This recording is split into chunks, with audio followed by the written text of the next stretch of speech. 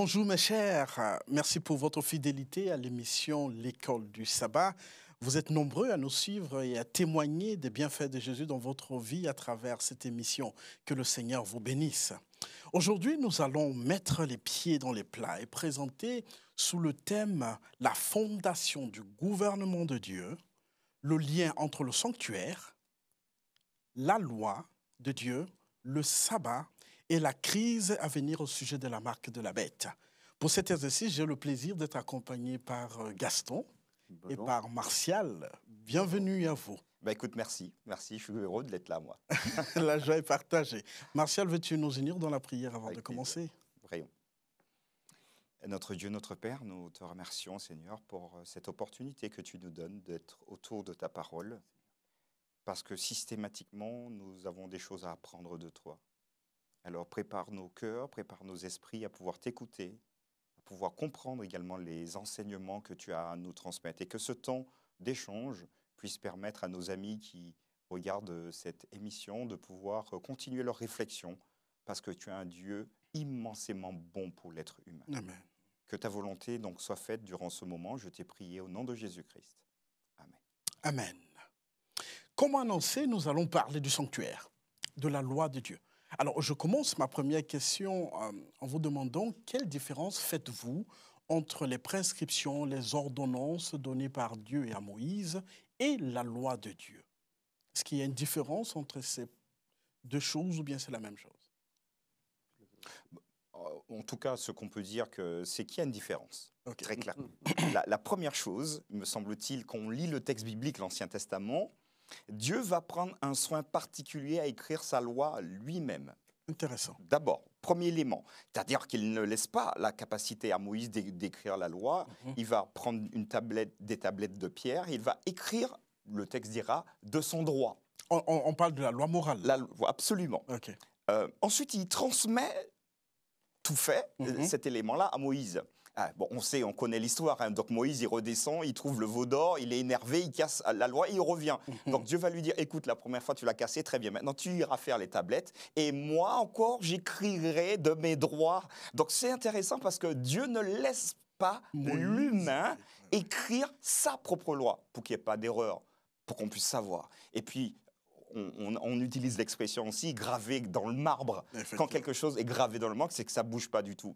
Et enfin, si je peux ramener encore un dernier élément, Dieu va faire une distinction entre cette loi morale qu'il va écrire de ses propres droits et le reste des textes qu'il va donner à Moïse, que lui-même va rédiger.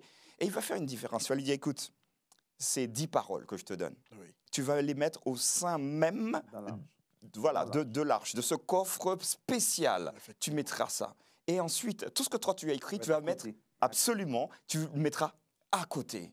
Même Dieu fait une différence entre ses paroles, sa loi, qu'il grave dans le marbre, je veux dire dans la pierre, et tout ce que Moïse finalement écrira. Donc pour moi, il y a une différence très nette. Quand Dieu écrit quelque chose, ça ne change jamais et ça ne bouge pas. Pourquoi les 10 sont mises de côté par rapport aux autres? En fait, ce qu'on appelle la loi morale, le code moral, reflète ni plus ou moins le caractère de Dieu. Les lois cérémonielles, c'était effectivement des rituels liés au sanctuaire, liés au sacrifice, qui avaient pour but, qui devaient être pratiqués jusqu'à une époque. Temporel, donc. Temporel. Voilà. Jusqu'au moment où voilà, le Christ, qui était le symbolisme de tout ça, effectivement. Absolument. Tandis que le code moral, jusque dans l'éternité, tu ne tueras point, sera toujours valable. D'accord. J'espère qu'il n'y aura pas un jour où on va arrêter de ne pas tuer. Tu ne voleras point, sera toujours valable jusque dans l'éternité. Donc, ça reflète le caractère de Dieu. Parce que le caractère de Dieu, c'est un caractère aimant. C'est parce que Dieu aime, il veut que... mais il souhaite que je ne vole pas. C'est parce que j'aime mon prochain, je ne veux pas le voler. Donc, tu n'auras point d'autre Dieu devant ma face, ça ne va pas s'arrêter du jour au lendemain. Dans l'éternité, il n'y aura pas d'autre Dieu qui va pousser. On est d'accord? Donc, ça veut dire que la loi morale, le code moral, c'est la base du gouvernement, c'est le caractère de Dieu. Et il y a une énorme différence, c'est énorme. D'ailleurs, je suis surpris de voir certains chrétiens faire le mélange entre les prescriptions rituelles et le code moral. C'est juste, ça me surprend d'ailleurs. Parfois, je me demande par quel processus ils sont passés pour dire que la loi, qui est le code moral, a été abolie. Et partons de là. On peut retrouver la loi, on peut retrouver dans toute la Bible, mais dans Exode chapitre 20, par exemple, à partir du premier verset d'Éternel, on parle de cette loi-là. Mais il y a une particularité, quand on arrive au 4e commandement, je suis dans Exode chapitre 20, à partir du verset 7, voilà. Non, le verset 8, voilà. Souviens-toi du jour du sabbat pour le sanctifier. Tu travailleras 6 jours et tu feras tout ton ouvrage, mais le 7e jour est le sabbat de l'Éternel, ton Dieu, etc. Tu ne feras pas ceci, etc. Ma question est de savoir, s'agit-il ici d'un jour littéral, spirituel, transcendant, intemporel? D'autres diraient un sabbat lunaire.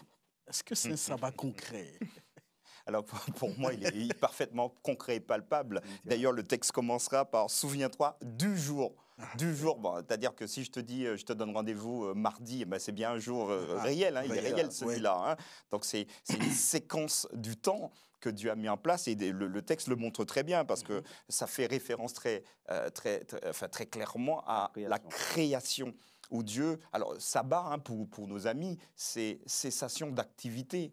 Ça veut dire pas que Dieu il était tellement fatigué qu'il a dit je vais piquer un somme. Non, il va arrêter pour créer un espace-temps où il va inviter l'homme à venir en communion étroite et très forte avec lui. Et c'est ça une bénédiction. L'homme va finalement sortir de là plus fort. Très bien. Intéressant. Et c'est très intéressant ce qu'il vient de dire. Et je crois qu'il faut vraiment qu'aujourd'hui, nous les chrétiens, nous restons honnêtes face au texte. C'est vrai qu'on a tendance à se laisser influencer par la pensée scientifique qui semble nous dire qu'il n'y a pas eu de création 7 jours, ce n'est pas littéral, c'est juste une... Certes, mais néanmoins, le chrétien doit rester clair et honnête face au texte. Déjà, le texte, comme il a bien expliqué, Dieu prend la peine de dire de se souvenir. Le mot souvenir ici en hébreu, zakar, qui veut dire se rappeler constamment, sans cesse. Et deuxièmement, souviens-toi du jour du sabbat pour le sanctifier. Le mot kadosh, d'ailleurs, on trouve ce mot pour 3 raisons dans l'Ancien Testament. Pour la dîme, kadosh, pour la terre qui est sainte, et pour le sabbat. Kadosh qui veut dire être dédié, être dévoué à, ou mis à part pour un usage saint. D'accord? Donc, Dieu prend la peine de dire de se souvenir de ce jour. Il n'est pas en train de dire que c'est un truc symbolique, voilà quoi, c'est un truc lunaire, comme tu l'expliques, comme tu venais de dire. Mais il est en train de dire ce jour-là, rappelle-toi constamment de ce jour. Ouais. Et deuxièmement, pourquoi Dieu dit ça? Pourquoi Dieu veut qu'on se rappelle de ce jour? On a tendance à oublier déjà. Oui, mais il y a une raison. Ça vient tous les 7 jours, non? Voilà. 6 jours, voilà. Jours. Vous savez, quand vous regardez les 10 commandements, les 3 premiers commandements et les 5 autres, vous connaissez les 3 premiers, tu n'as pas de ma face, les autres. Vous savez, seul le 4e commandement fait le lien entre les deux. Je t'explique. Les 2 blocs. Les 2 blocs. Lorsque l'être humain, le chrétien, s'arrête le jour du sabbat, c'est là qu'il prend conscience que, vous savez, la semaine a été difficile. Peut-être que dans la semaine, il a volé. Peut-être que dans la semaine, il a menti. Peut-être que dans la semaine, il a subi aussi les autres. Et arrivé le jour du sabbat, il se souvient que Dieu lui dit, écoute, je sais que tu as vécu ça. Mais souviens-toi qui tu es. Souviens-toi qui t'a créé. Tu n'es pas n'importe qui. Tu es un prince du ciel. Maintenant, effectivement, reste avec moi dans cette communion. Et au travers de cette communion, je vais te restaurer. Je vais te rétablir. Je vais te justifier. Le sabbat, c'est le seul commandement qui fait le lien entre les deux. Si il n'y avait pas le sabbat, on n'aurait pas eu accès à Dieu. Souviens-toi, tu n'auras point d'autre Dieu. Et s'il n'y avait pas le sabbat, on n'aurait pas eu cette communion avec Dieu. Donc, Dieu insiste pour qu'on puisse se souvenir de qui on est, d'où nous sommes sortis. Nous ne sommes pas le fruit de l'évolution. Et que même si la semaine a été dure, même si la semaine, tu as commis des erreurs, souviens-toi que qui tu es et que je te donne encore ma grâce, je te donne encore mon pardon, je te donne encore ma bonté. Et le sabbat, c'est juste extraordinaire. Est-ce que tu veux par là dire que le sabbat est le sceau de Dieu?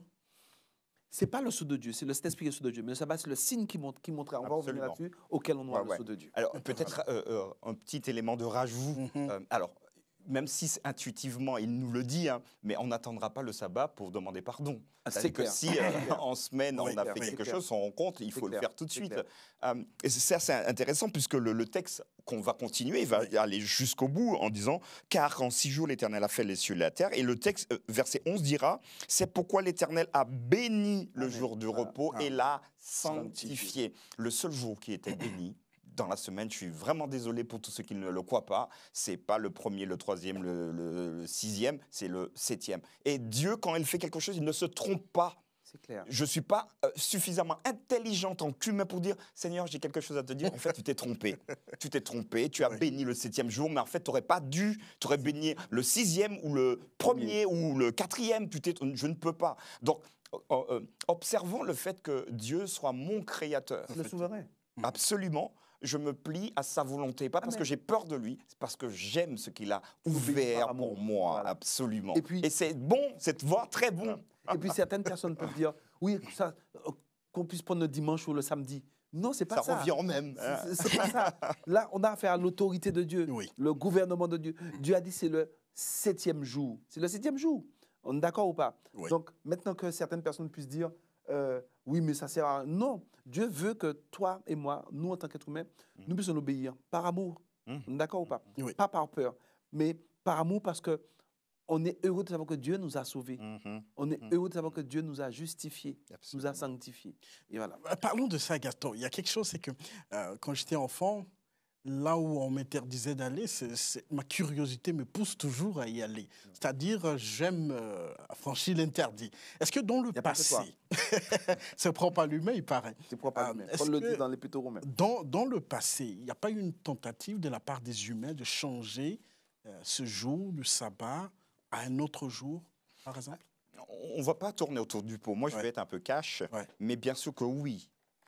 Tout ce que Dieu fait, d'abord, sans parler des humains, tout ce que Dieu fait, il y a l'adversaire de Dieu qui veut falsifier tout ça. Effectivement. Il veut nous proposer une nouvelle version qui, pour lui, est mieux adaptée. Et on a plutôt tendance à dire « Ah, mais oui, c'est pas mal ça, j'aime bien la nouveauté, on aime bien les nouveautés. » Mais quand la nouveauté va foncièrement en opposition avec ce que Dieu dit, même si c'est nouveau, il faut mettre de côté. Et c'est important de considérer ceci après le Christ. Après le Christ, les disciples ont continué à observer le sabbat parce qu'ils le faisaient par amour, par instruction, parce que le Christ lui-même qui a dit « Je ne suis pas venu abolir la loi et les prophètes, mais accomplir », ça veut dire que mener à son terme, vous montrer exactement comment il faut faire. C'est d'ailleurs pour ça qu'on était prêt à le décapiter quand, le jour du sabbat, il faisait du bien, donc il guérissait des gens, et il fallait réunir en groupe pour savoir comment on le lapide celui-là, parce que le jour du sabbat, il a fait du bien. Donc, c'est assez intéressant dans le message de Jésus. Vous avez entendu dire, mais moi je vous dis. Jésus est le seul exemple au monde. C'est-à-dire que tout ce qu'il fait, on devrait pouvoir le faire. Or, il était à l'église, mais à la synagogue, on entend quand? Quel jour? Le premier, le troisième, le 18, le sabbat, le 7e jour. Et Paul, après lui, alors que Jésus est mort, ressuscité, monté au ciel, Paul continue également. Et pour Paul, il n'y a pas de problème particulier. Alors on me dira, non, mais il le fait parce qu'il est juif. Alors Jésus a-t-il réalisé la volonté de Dieu parce qu'il était juif? Alors que les juifs eux-mêmes voulaient le tuer et qui pensaient qu'il était un blasphémateur. C'est cohérent. Très clairement, soyons cohérents. Absolument. Il a bien dit que le sabbat, c'est pour l'homme, pas pour le juif. Absolument. Pour le sabbat. Mais bien sûr. Et puis, si Jésus savait que sa mort allait mettre fin au sabbat, pourquoi, lorsqu'il parle dans Matthieu chapitre 24, il parle de la fin, il dit « Priez pour que votre fuite n'arrive pas un jour de sabbat ». Un jour de sabbat, donc, parce que Jésus, lui, dans sa tête, c'est que le sabbat doit perdurer. Donc, en fait, oui, il y a eu une tentative de changer le temps et la loi. Daniel 7. Parce que, tu l'as bien dit, tout ce que Dieu fait, l'ennemi veut le contrecarrer. Le problème, c'est que l'ennemi ne peut pas faire ça par lui-même, tout seul. Il est obligé d'avoir des agents humains. Et il a eu des agents humains, des hommes qui font allégeance et qui ont voulu changer la loi de Dieu, le code moral. Parce qu'en fait, le sabbat, c'est le seul commandement parmi les 10 qui montre qui est l'auteur de la création, n'est-ce pas? Qui est l'auteur de la création, celui que nous devons adorer. D'ailleurs, Apocalypse 14, verset 7, adorer celui qui a fait le ciel, la terre, la mer et les sources d'eau. Ça fait référence à Exode 8, quand en 6 jours, le Seigneur a fait la terre, le ciel et la mère. La mère, oui. Donc, effectivement, ces humains en collaboration avec l'ennemi ont voulu changer parce qu'en fait, en changeant le sabbat, on change l'identité aussi de l'homme. Parce que le sabbat n'est ni plus ou moins là pour nous rappeler qui nous sommes. Eh bien, 6 jours a été fait le ciel et la terre et que nous ne sommes pas le fruit de Lucille qui a grandi comme un macaque après devenu un être humain. Nous ne sommes pas le fruit de l'invention d'un être humain, mais nous sommes le fruit de laquelle nous sommes des hommes et des femmes créés à l'image de Dieu. D'accord? Et ça, lorsqu'on enlève le sabbat, on enlève l'identité de l'homme. On est d'accord que depuis, là, on parle que du sabbat. Hein, oui. sabbat. Alors peut-être juste le texte, parce qu'il l'a dit, mais sans le nommer. Pour nos amis qui nous suivent, c'est Daniel, il est absolument Daniel 7, verset 25, que je me permets simplement de lire. Oui. Ici, on est dans le style prophétique, hein, bien sûr. Hein. Donc le langage, il est particulier, mais il prononcera des paroles contre le Très-Haut. Il opprimera les saints du Très-Haut et il espérera. Et ça, c'est intéressant, hein. Il espérera changer les temps et la loi. Et les saints seront livrés entre les mains pendant un temps, des temps et la moitié d'un temps. Voilà. Espérer changer la loi. Sabbat, ce vocabulaire n'est pas très connu. Oui, il est assez connu parce qu'on sait qu'il y a des juifs qui respectent le sabbat, les adventistes un peu, bon on sait mais on ne sait pas trop qui c'est. Après il y a quelques baptistes, voilà, il y a quelques courants religieux qui, maintenant, observent le sabbat. Ce qu'il faut reconnaître c'est que, tu as bien lu le texte, il y a eu un moment où on a quasiment annihilé dans la tête, dans l'esprit des hommes et des femmes, la notion de la loi de Dieu, du sabbat. Cette période où l'Église, cette grande Église sous l'influence papale a dominé pendant 1260 années. Imaginez-vous, pendant 1260 années, on a enlevé la Bible dans les mains des gens. Pendant 1260 années, on t'a fait croire que c'était ça et c'était pas ça. Et donc forcément, et c'est ça l'attaque. Il espéra changer le temps. Il y a eu vraiment cette attaque-là pour effacer dans la mémoire des hommes et des femmes l'histoire du sabbat. Et donc, il y a eu des hommes très sincères dans cette époque-là qui ne connaissaient pas effectivement le sabbat parce qu'ils n'avaient peut-être pas le texte dans les mains, mais qui aimaient Dieu. Dieu agrée leur adoration. Mais Dieu a envoyé la réforme. La réforme ne s'est pas terminée avec Luther. La réforme a continué et Dieu donne des lumières parce que l'Apocalypse dit que dans les temps de la fin, il doit y avoir un évangile éternel. Un évangile éternel veut dire un évangile qui a toujours existé. Donc, le sabbat fait partie de ce message qui doit être prêché. Martial, Gaston a parlé de... Il fut un temps où l'Église a changé. L'Église ne savait pas que le sabbat, c'était le jour du repos. Alors, Emmanuel, je vais te répondre d'une manière très franche. Peut-être que ça va même étonner nos amis. En tant qu'adventiste du 7 jours, d'une manière générale, pas tous, on aime bien taper sur l'Église catholique. Ça marche. Donc voilà, tout ce qu'ils font, de toutes les manières, c'est pas bon. C'est eux qui ont changé. Ils respectent pas le sabbat et on leur tape dessus allègrement. Hein. On est fiers même de le faire. Je me suis permis de ramener, j'ai envie de dire, rendons à César ce qui appartient à César. Je me suis permis de ramener le catéchisme. Un très bon livre, oui. Je crois que tous les adventistes devraient le lire pour savoir qu'est-ce que pense réellement, normalement, un catholique. Enfin, un des responsables catholiques. Voilà, donc c'est la doctrine. Là, j'invente rien. Effectivement. De la même manière que moi, j'aimerais pas qu'on m'affuble de choses qui ne sont pas écrites dans mes principes. Donc, à la limite, je dirais, mais lisez les 27 vérités fondamentales pour savoir ce que je pense. Donc, le 28 maintenant. Le 28, oui, absolument. Ça a augmenté, mais donc, je vous propose quelques petits extraits. C'est vraiment pour inviter et peut-être changer un peu de regard. Ça marche? Pour comprendre déjà, pas pour être d'accord, mais pour comprendre. Effectivement. Je lis à la page 542, donc c'est celui-là, il y a plusieurs modèles. Le 3e commandement du décalogue rappelle la sainteté du sabbat. Alors, vous voyez que la section n'est pas la même. Voilà, ok? Donc, pour eux, c'est le 3e, pour nous, c'est le 4e. Mais rappelle la sainteté du sabbat.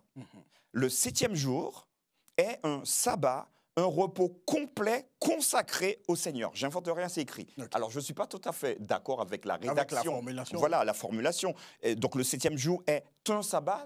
Pour moi, je n'aimerais pas. Le sabbat. Exactement. Et ça fait toute la différence, puisque dans la Bible, il y a d'autres sabbats. Mais aller dire, par exemple, que nos amis catholiques, pour eux, le sabbat, c'est pas juste, c'est un jour comme les autres. Mais non, parce que dans leur ouvrage... C'est pour les responsables catholiques. Hein. On est d'accord. Et normalement, chaque catholique devrait se soumettre à... Voilà.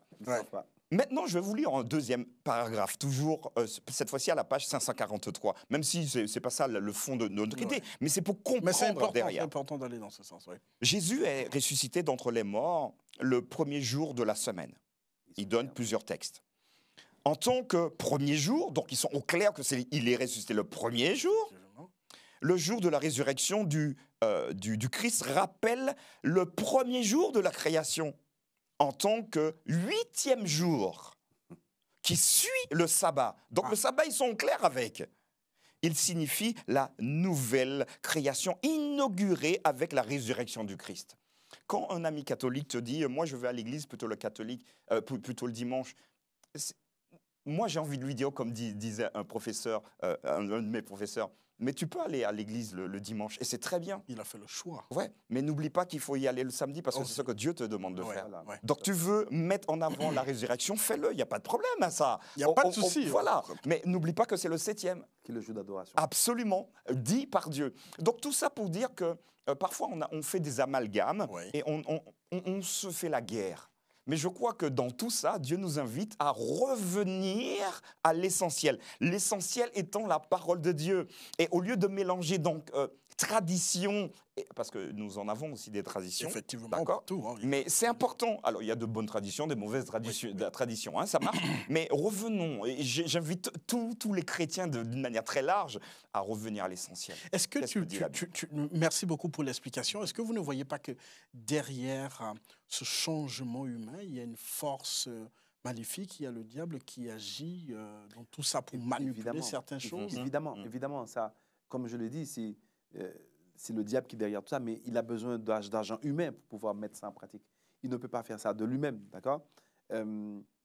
Par exemple, je te coupe un peu la parole, quand on parle par exemple de la marque de la bête, la question que je vous pose, ça c'est un thème favori des adventistes, c'est quoi la marque de la bête et quelle est la mission de la marque? Qu'est-ce qui se cache derrière ce concept de marque de la bête? Est-ce que ce n'est pas en lien avec la loi de Dieu, avec le sabbat plus précisément, avec une question d'adoration? Il faudrait prendre le texte quand même. Oui, ce sera mieux. Nous sommes dans Apocalypse, chapitre 13. Chapitre 13, on peut le prendre. À partir du verset 15, voilà, c'est ça. Et lui fut donné d'animer l'image de la bête, afin que l'image de la bête parle, et qu'elle fasse que tous ceux qui n'adorent pas, donc vous voyez la notion d'adoration, que tous ceux qui n'adorent pas soient tués. Il fit que tous, petits et grands, riches et pauvres, libres, esclaves, aient une marque sur leur main droite ou sur leur front. Encore une fois, il y a quelque chose que je viens de dire qui est extraordinaire. Tout ce que fait le diable, c'est en imitation avec ce que Dieu fait. Cette association avec une marque sur le front et sur la main, eh bien, ça renvoie à la loi de Dieu. Vous vous rappelez dans Deutéronome chapitre 8? Dans Deutéronome chapitre 8, Dieu va dire aux Israélites la même chose. Oui. Il va dire, absolument. on va lire à partir du verset 3. Il t'a humilié, il t'a fait souffrir la faim, il t'a nourri. Non, alors, c'est pas le chapitre 8, c'est le chapitre 6, il me semble.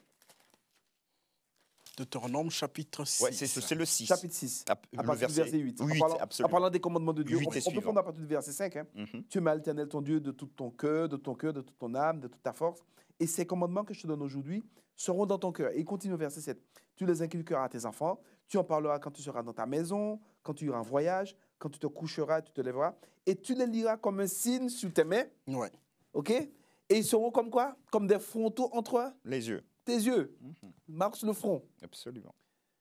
Et donc, le diable imite Dieu. La marque qu'il demande aussi à ses adorateurs de mettre sur le front, sur la main, eh bien, ça ne peut être que sa loi à lui. Ça ne peut être que les hommes et les femmes doivent se plier à sa loi. Effectivement. En opposition à la loi de Dieu. Et il y a force. On peut parier ce qu'on veut. La loi, le texte, le commandement, comme je dis, qui montre qui est le créateur, celui qui nous a créés, c'est le sabbat. Or, quel est le commandement aujourd'hui qui est en opposition au sabbat? Eh bien, comme tu l'as lu, comme ils disent les responsables du catholicisme, ils disent, OK, ils admettent bien le sabbat, mais ils disent que Dieu nous a donné l'autorité de changer le sabbat au dimanche. Et donc, c'est pour ça que tout le monde aujourd'hui, cette contrefaçon, adore le dimanche. parce que les gens pensent que c'est réellement le dimanche.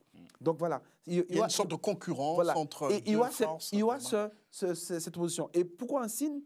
Pourquoi ce signe-là?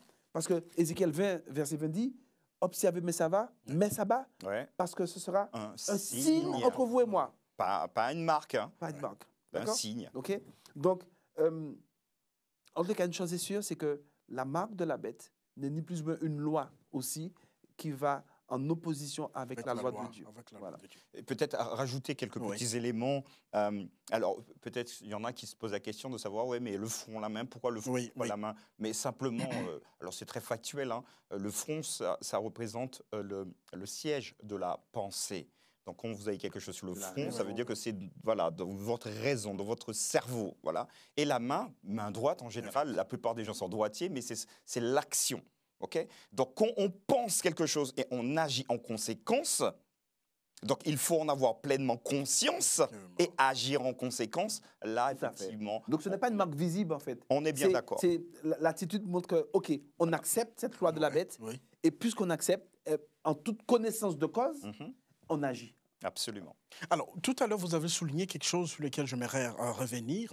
On a l'impression que dimanche, comme le jour du repos, est une sorte de mythe. Hein? C'est une vérité, on est né, on a connu que c'est comme ça, etc.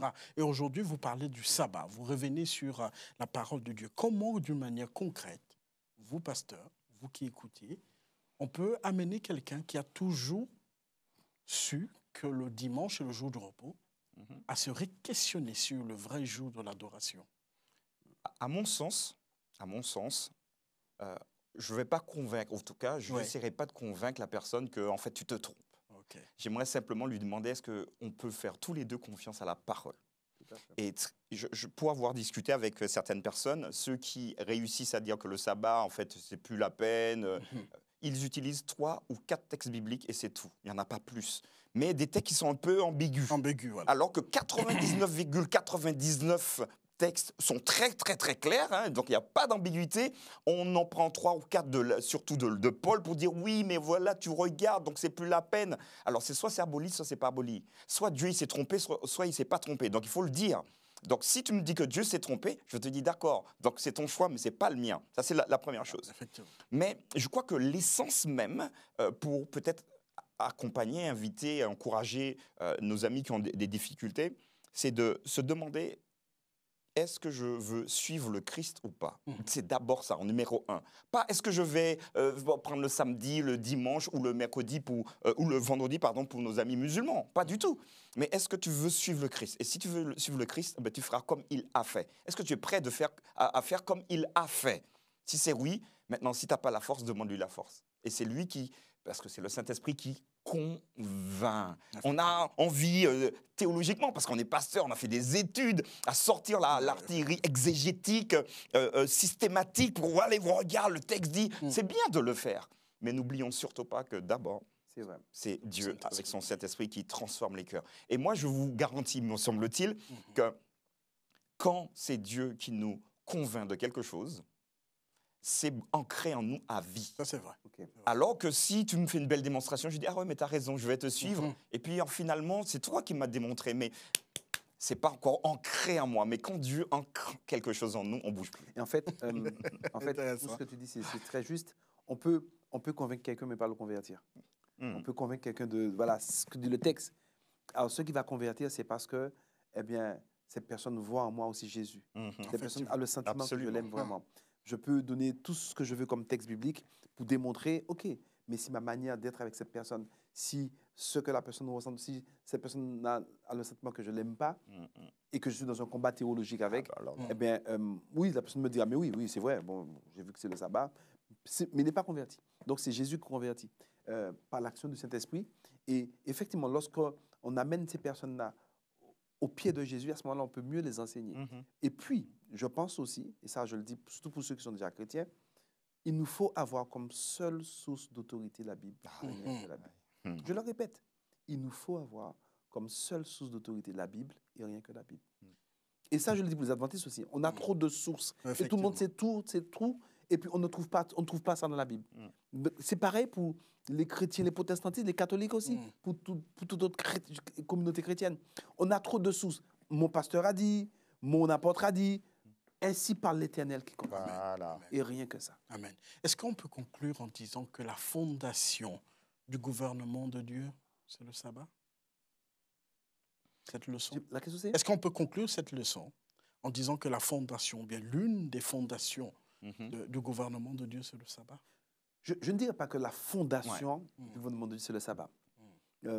La fondation du gouvernement de Dieu, c'est Jésus. Point. Okay. C'est clair, c'est net et c'est précis. Cependant, le sabbat n'est ni plus ou moins un signe qui montre que c'est Dieu qui nous sanctifie. Ézéchiel 20, verset 20.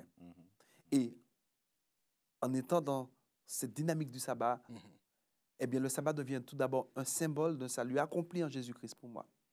Et ensuite, ce sabbat révèle que j'ai le sceau de Dieu, qui est le Saint-Esprit. Absolument. Éphésiens chapitre 4. Amen. Tu partages la même conclusion? Absolument. Peut-être rajouter un peu de sel, oui. à la fin. Mais parfait, moi, je suis parfaitement d'accord. Jacques, frère de Jésus, va nous donner quelque chose. Parce que c'est vrai qu'on met le paquet sur le sabbat, mais c'est bien, adventiste du 7e jour. Voilà. Donc on met le paquet dessus et il faut. Pourquoi il le faut? Parce que la plupart des chrétiens, voilà, ils ont perdu cette notion du sabbat. Et je crois que l'Église adventiste du 7e jour là, pour rappeler le sabbat. Mais une réflexion en forme de question. Est-ce qu'on ne met pas trop le paquet sur le sabbat en laissant les autres? Parce que Jacques dira que celui qui observe toute la loi, mais pêche contre un seul. Mais il ne parle pas du sabbat. Contre un seul est coupable de tous. Alors on peut mettre le paquet sur le sabbat, on est à fond, et puis on est carré. Théologiquement, ça tient la route. Et, oui, parfois. Et puis, tu ne mentiras point. Ouais, c'est pas grave ça. Mais, sauf que... Tu ne parleras point mal de ton frère. Par exemple, ou parce qu'on a une langue bien pendue. Vous voyez, tous ces éléments-là nous permettent d'avoir un équilibre. Et Dieu, il est équilibré, il est constant, il ne bouge pas. Donc personnellement, je ne mettrai pas le sabbat au-dessus des autres commandements, mais non plus pas en dessous. Même valeur que le bloc que Dieu a écrit de sa main, on en revient tout au début, et qu'il a transmis aux hommes par l'intermédiaire de Moïse. Amen. Merci beaucoup pour votre participation, ainsi que vous, chers amis, dans l'espoir de vous retrouver la prochaine fois. Que le Seigneur vous bénisse. Au revoir.